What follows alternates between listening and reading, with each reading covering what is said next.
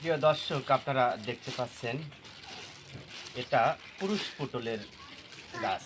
এই যে দেখতে পাচ্ছেন পুরুষ পটলের ফুল ধরে আছে। এই দেখেন, আপনারা দেখতে পাচ্ছেন পুরুষ পটলের ফুল ধরে আছে। এটা এই গাছগুলো যাবে মোটামুটি মানিকগঞ্জে মোহাম্মদ রাজা মিয়া নামে এক ভাই 10টা পটলের চারা চেয়েছে পুরুষ। আমরা তার জন্য জমি থেকে সংগ্রহ করেছি। এখন খুবই অল্প পরিমাণে গাছ বিধায় পাওয়া যাচ্ছে না। আমরা সবসময় বলে থাকি শতকরা 10% পুরুষ পটলের চারা রাখতে হবে। আপনি ফলন যদি পটলের অধিক পেতে চান, সে অনুসারে আপনাকে অবশ্যই পুরুষ পটলের গাছ রাখতে হবে শতকরা 10%। অনেকে নিজেরা পটলের চাষাবাদ করে না, নিজেরা চারা তৈরি করে না, অন্য জায়গা থেকে চারা সংগ্রহ করে আনে বিক্রি করে। এই সমস্ত ব্যক্তিবর্গ আনুপাতিক হারে পুরুষ পটলের চারা দেয় না স্ত্রী পটলের চারার সাথে।